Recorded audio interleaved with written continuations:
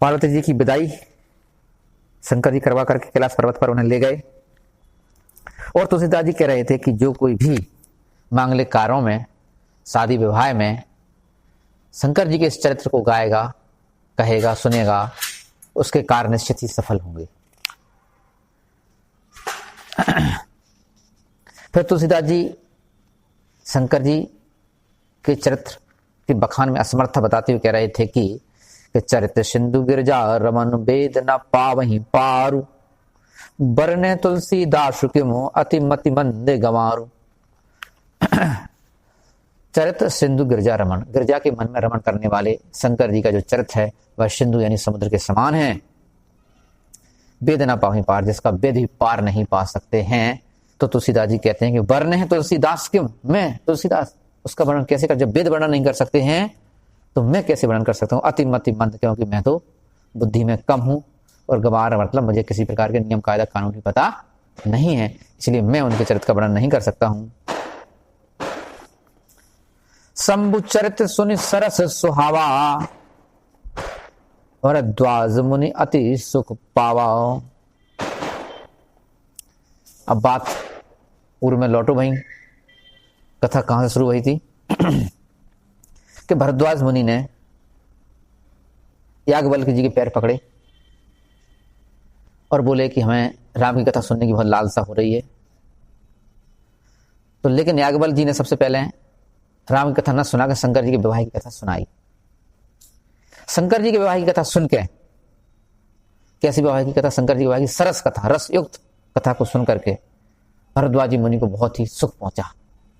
इसलिए भरद्वाज जी मुनि कह रहे हैं कि शंभु चरित्र सुन सरस सुहावा, रसयुक्त और सुहावना शंकर जी का चरित्र सुनकर के भरद्वाज मुनि अति सुख पावा। भरद्वाज मुनि को बहुत ही सुख की अनुभूति हुई। कोई भी रसयुक्त बात हो, कोई रसयुक्त कविता है, कोई रसयुक्त सुंदर लगने वाला दृश्य है, तो बात अपनी ये हो रही थी कि जब भी कोई सुंदर चीज के प्रति अपनी आत्मा है अपने आप ही आकर्षित होता ही है। सुंदर चीज दिखे, रसयुक्त दिखे तो निश्चित ही आकर्षित होते हैं। इसलिए शादी विवाह में सबको सजने और संवरने को मौका दिया जाता है कि सब सज संवर के ही आओ, ताकि ठीक लगना चाहिए आंखन को, ताकि यदि रसयुक्त है तो आनंद की अनुभूति अपने आप ही हुई है। आनंद देने की फिर आवश्यकता नहीं है काऊ को, अपने आप ही आनंद की अनुभूति होते हैं। इसलिए जब भी कोई सरस बात आए तो आनंद तो द्रवित हुई है और हृदय भर जाए आनंद से। तो समूह चरित्र सुन सरस सुहावा, भरद्वाज मुनि अति सुख पावा। बहु लालसा कथा परवाड़ी, और नए नई नीर रोमावली ठाड़ी। बहु लालसा कथा परवाड़ी। अब राम की कथा पर उनकी जो लालसा थी वह और अधिक बढ़ गई। राम की कथा में सुनाई नहीं है याज्ञवल्क्य जी ने, अब केवल शंकर जी के विवाह की कथा सुनाई है। लेकिन ऐसे शंकर जी विवाह की सरस कथा सुनकर के राम की कथा सुनने की लालसा और अधिक बढ़ गई। लालसा बढ़ने का कारण वो है कि शंकर जी की शादी, शंकर जी में जो राम की चर्चा जो आई है, राम की वह चर्चा से कि शंकर जी भी राम को ध्यान करता रहा 24 घंटा, तो बाबा से उन्हें और लगी करे तो राम को चरित्र सुनना बहुत ही जरूरी है। तो बहु लालसा कथा परवाड़ी, और नैन नीर रोमावली ठाड़ी, और नेत्रों में आंसू आ गए प्रेम के, राम के प्रति प्रेम के आंसू। याज्ञवल्क्य जी के द्वारा कथा सुन करके भरद्वाज जी मुनि के नेत्रों में आंसू आ गए और रोमावली ठाड़ी, और वह रोमांचित हो गए। रोमांचित को मतलब वही बात है, रोमावली ठाड़ी का मतलब होता है कि जब व्यक्ति अंदर से थोड़ा सा भी समर्पित हो जाए तो बाकी रोम खड़े हो जाते, अंदर से थोड़ा सा भी खाली हो जाए तो बाकी रोम खड़े हो जाते। शंकर जी की कथा सुन के भरद्वाज जी मुनि को लगी कि अहंकार तो है ही नहीं, जाको मतलब बिल्कुल भी अहंकार का कोई अस्तित्व ही नहीं है, अहंकार केवल काल्पनिक है। तो अहंकार को थोड़ा सा भी विसर्जन उनको भाव राम जैसी शंकर जी कथा सुनी तो उन्हें लगी शंकर जी के पास अहंकार नाम की चीज नहीं है, जो कुछ है सो राम है उनके, तो इन्हें भी लगी तो भ्रम का चीज है, तो इनको भी अहंकार थोड़ा सा खो। जब इनको अहंकार थोड़ा सा खो तो इन्हें लगी कि जब राम को चरित्र सुने तो अहंकार पूरा ही खोजे, इसलिए उनकी रोमावली ठाड़ी हो गई, अर्थात अंदर से भी खालीपन महसूस करने लगे और ईश्वर उनके अंदर थोड़ा सा उतरने लगा।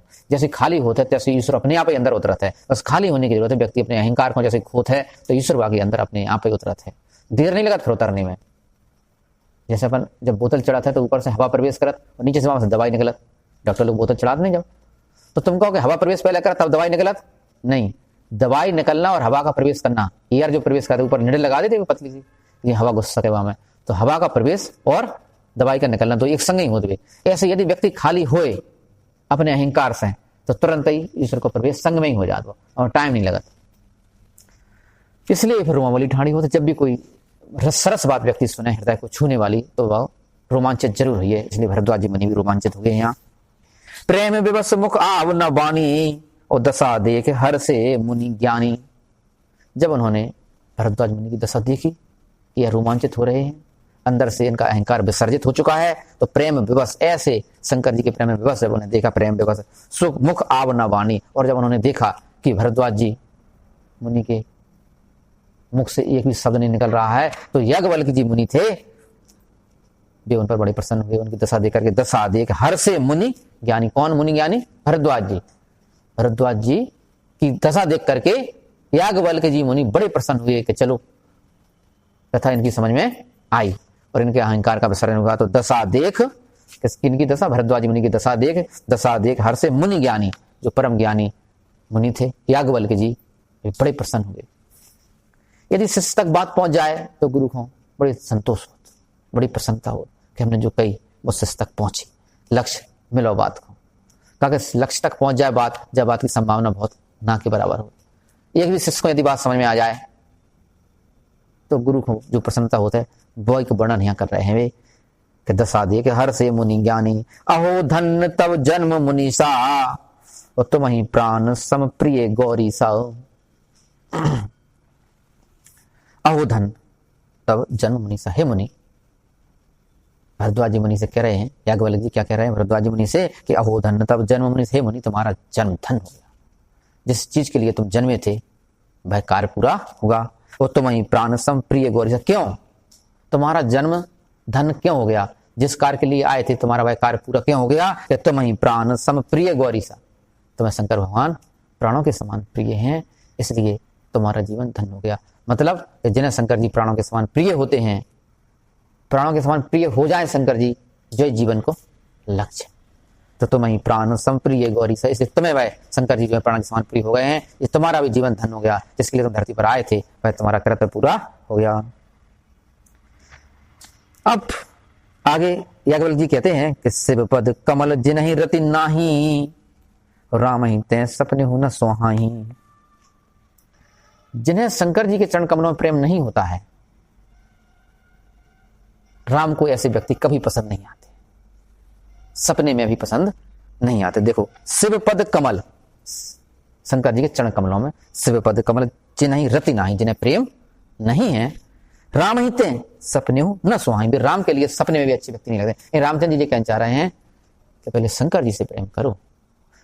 यानी राम तक पहुंचने का जो रास्ता है वो शंकर जी से ही होता हुआ बात है। शंकर जी से प्रेम करना बहुत जरूरी है। जो बात काय कहना पड़ी, जो बात कहने को मतलब का है, मतलब जास है कि व्यक्ति ने सुनो है जब भी वो कोई यदि शिव पुराण पढ़े तो बात जो लगा शिव सबसे ऊपर, बाकी सब देवता तुच्छ, जितने भगवान में सब नीचे। विष्णु पुराण पढ़े कोई तो विष्णु पुराण में जैसे सिद्ध कर रहे हैं कि सबसे ऊपर विष्णु है, बाकी सब नीचे। दुर्गा पुराण पढ़ा तो दुर्गा सबसे ऊपर है, बाकी सब तुच्छ। जो बात कहने काय पड़ा पुराण में काय कही गई कि जहां से व्यक्ति को मन विचलित ना हो, कोई एक तो पकड़े, कोई एक हो। उद्देश्य का है, लक्ष्य है अहंकार का विसर्जन। और अहंकार का विसर्जन कब है? जब कोई एक के प्रति तुम अपना समर्पित हो जाओ। एक के प्रति समर्पित तो हो, जहां से ये बात कही है कि दूसरे की तरफ नहीं देखना, तुम एक हो तो मानो। लेकिन व्यक्ति में बुद्धि तो उतनी है, तो व्यक्ति का करता है कि जैसे मान लो विष्णु पुराण या शंकर पुराण माने पढ़ो, तो पढ़ने के बाद से पुराण पढ़ने के बाद वो कह रहा है शंकर जी सब ठीक है, बाकी सब देवता निकृष्ट, उल्टी पकड़ रहा हो। ऐसी बात सोचना गलत है। ऐसी बात जब तक प्रचलित हो चुकी थी, जब तक तुलसीदास जी ने रामायण लिखी, जब तक प्रचलित हो चुकी थी कि व्यक्ति जो पहली बार हाथ में जो सी किताब आई से पुराण सामने आओ तो बस बोले शंकर जी हैं जो कछु हैं सो, राम कछु नहीं है।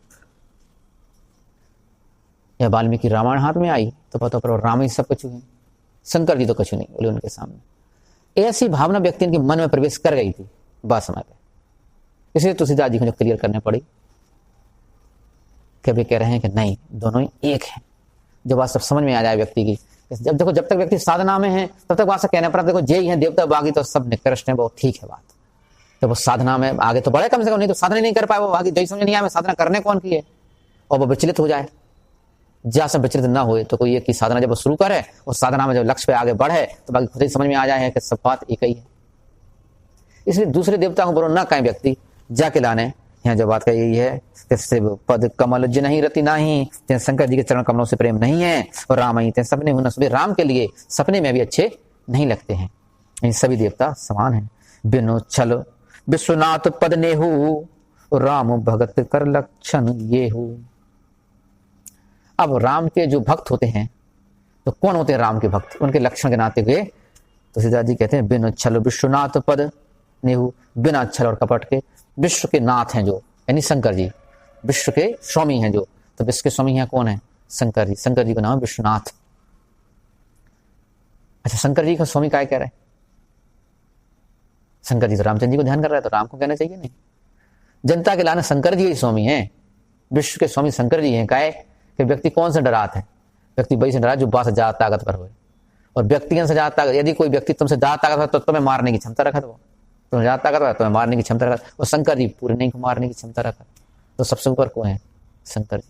काहे क्या सबको डिस्ट्रॉय करने की क्षमता शंकर जी के पास है, सबको मृत्यु में पहुंचाने की क्षमता शंकर जी के पास है। इसलिए प्रत्येक व्यक्ति शंकर जी से डरना चाहिए, इसलिए शुरुआत शंकर जी से करना चाहिए। इसलिए विश्व के जो स्वामी हैं, पूजनीय हैं, ये शंकर जी ही हैं। तो बिन और कैसे शंकर जी से पूजा, लेकिन शंकर जी को मानने तो है, लेकिन बदमाशी से नहीं मानने के, बोले हम तुम्हें जहां से मान रहे हैं कि तुम जो है कि मृत्यु के देवता हो, इसलिए हम तुम्हें मान रहे हैं, तो फिर जो गलत बात हो गई, फिर तुम समर्पण नहीं कर रहे उनके प्रति। समर्पण का मतलब क्या है कि भाई तुम पालो या मारो, हम तुम्हारी शरण में जो है बिना छल के। तो बिन छल विश्वनाथ पद नेहु, बिना छल के जिन्हें शंकर जी के चरण कमलों से प्रेम है। राम भगत कर लक्षण, बस यही राम की भक्तों के लक्षण हैं। मैंने कहना चाह रहे हैं, याज्ञवल्क्य जी कहना चाह रहे हैं कि वे व्यक्ति जिन्हें राम के चरणों से प्रेम होता है, शंकर जी के चरणों से प्रेम जिन्हें होता है, वे ही व्यक्ति राम का प्रेम पा सकते हैं, यानी राम की भक्ति प्राप्त कर सकते हैं। इन एक शर्त बताई जा रही है कि राम की भक्ति की शर्त है शंकर जी से प्रेम। शिव समको रघुपति व्रतधारी, बिन अग तजी सती असुनारी। यदि कोई भी सामान्य धार्मिक व्यक्ति से एक बात पूछी जाए कि रामचंद्र जी को सबसे बड़ा भक्त को है, राम को सबसे बड़े भक्त हैं हनुमान, व्यक्ति जी उत्तर दें। लेकिन यहां हनुमान न कहकर यहां याज्ञवल्क्य जी कह रहे हैं शंकर जी सबसे बड़े भक्त हैं। देखो, शिव समको रघुपति व्रतधारी, शंकर जी के समान रामचंद्र जी के लिए व्रत धारण करने वाले कोई दूसरे नहीं हैं। बिन अग तजी सती अस नारी, क्योंकि उन्हें बिना पाप के ही सती का त्याग कर दिया था। अब यहां दिक्कत जो है कि यदि सती को त्याग करो तो शंकर जी ने बिना पाप के, तो फिर शंकर जी से गलती हुई। सीधी सीधी बात समझ में आ रही। जब बिना अपराध के तजो सती को, तो फिर तो गलती करी शंकर जी से, और शंकर जी से गलती हुई तो फिर कैसे विश्वनाथ से गलती हो रही? क्या बात समझने की है। यहां का है बात जो कहना चाह रहे वे, यहां राम की भक्ति दर्शाना चाह रहे वे कि ऐसे कोई बहुत बड़ा अपराध नहीं है, तो सती की ओर से देखो जाए यदि, तो बात यहां एंगल की है, कहां से देख रहे तुम? सती की ओर से देखो जाए यदि, तो कोई अपराध नहीं है। तो उन्हें यदि झूठ बोल भी दी कि हमने परीक्षा नहीं ली, और परीक्षा उनकी जो ली थी राम की, तो वहां कोई दोष नहीं है। वैसे आमतौर पर देखी जाए तो औरतें पति की बात मानत कहां है? खासतौर से अपने पति की बात पे भरोसा होता कहां है? शंकर जी ने तो कही थी तो मत जाओ, परीक्षा मत लो, वे स्वयं परब्रह्म है, लेकिन वे नहीं मानी। तो सती की ओर से यदि देखी जाए तो कहीं कोई बहुत बड़ी गलती नहीं है। गलती कहां से है? फिर इन्हें त्याग काय करो? त्याग जैसे करो कि जी है राम के भक्त। बात जो है, यदि वहां राम की जगह पे कोई और व्यक्ति होता और जो घटना घटी होती, तो शंकर जी कहते ले आओ परीक्षा, कोई दिक्कत नहीं। लेकिन घटना तो एक सी घटती, फिर का मतलब नहीं कर रहा हूं। जब घटना जब एक सी है तो जामे अपराध नहीं, और जामे अपराध का है? जामे अपराध जैसे हैं कि वहां सामने इनके स्वामी राम थे। बात समझ आ रही है? यहां इनके स्वामी राम थे, इसलिए यहां याज्ञवल्क्य जी कहना चाह रहे हैं कि जी राम के इतने बड़े भक्त हैं कि वहां राम हते सो इन्ने तजो, राम की जगह कोई और होते तो कोई अपराध नहीं मानते वे सती को। इसलिए भी जो कह रहे हैं कि सती को कोई अपराध नहीं है, तो बड़ो फिर भी इन्ने तजो काय के कारण? केवल सामने राम हते इसलिए। और इन्हें राम की पत्नी सीता को रूप धारण करो, तो इसलिए तो बिन अग तजी सती अस नारी, पुण्य कर रघुपत भगति दिखाई, को शिव सम राम ही प्रिय भाई। पन कर, प्रण करके यानी कसम खाके, कौन सी कसम? सती का त्याग करके, त्याग कर दो तो मन ही मन में उनने। तो पन कर रघुपति भगति दिखाई, राम के प्रति शंकर जी ने जो भक्ति दिखाई है, उस भक्ति को देखकर ऐसा लगता है, याज्ञवल्क्य जी कहते हैं कैसा लगता है, को शिव सम राम ही प्रिय भाई, उससे देखकर ऐसा लगता है कि राम को शिव सम, शंकर जी के समान, को शिव सम राम ही प्रिय भाई, शंकर जी के समान, जो शंकर जी को राम प्रिय हैं वह किसी और को इतने प्रिय नहीं हो सकते हैं, यानी कि राम के सबसे बड़े भक्त। इसलिए याज्ञवल्क्य जी कहते हैं कि सबसे बड़े भक्त शंकर जी ही हैं। इसलिए भक्त की पूजा पहले जरूरी है। यदि तुम्हें राम की कथा सुनने हैं तो पहले शंकर जी की कथा सुनना जरूरी है। इसलिए याज्ञवल्क्य जी ने पहले शंकर जी की कथा सुनाई राम की कथा शुरू करने के पहले ही। यदि तुम्हें शंकर जी की कथा ठीक लगत है तो तुम पात्र हो, नहीं तो तुम कोई पात्र तुम्हारे पास नहीं है। इसलिए अगले दोहा में यही कह रहे हैं कि प्रथमहि में कही शिव चरित बूझा मरम तुम्हार, सोच सेवक तुम राम के रहत समस्त विकार। अब याज्ञवल्क्य जी कह रहे हैं कि प्रथमहि में कही शिव, इसलिए मैंने तुम्हारी परीक्षा लेने के लिए कि तुम राम का चरित्र सुनने के लायक हो भी या नहीं, इसलिए मैंने सबसे पहले शिव जी का चरित्र कहा। प्रथमहि में कही शिव चरित बूझा मरम तुम्हार, और मैंने तुम्हारा भेद जान लिया है कि तुम राम की कथा सुनने के लायक हो या नहीं, तुम शंकर जी कथा से प्रेम है या नहीं। लेकिन मैंने देखा कि तुम्हें शंकर जी कथा से बहुत प्रेम है, क्योंकि तुम्हारी रूमावली ठाड़ी का मतलब क्या है कि तुम्हारे अंदर रोमांच उत्पन्न हो गया है। इसका मतलब यह है कि तुम्हें शंकर जी कथा पसंद है। तो सुचि सेवक तुम राम के, तो सब शंकर जी कथा तो पसंद है, तो मैं समझ गया कि अब तुम राम के भी पवित्र सेवक हो। सुचि पवित्र, सुचि सेवक तुम राम के रहत समस्त विकार, तुम सभी विकारों से परे हो, तुम्हारे अंदर किसी प्रकार कोई विकार नहीं है। इसलिए मैं तुम्हें निश्चित ही राम की कथा सुनाऊंगा। बोलो रामचंद्र भगवान की जय, हनुमान जी महाराज की जय।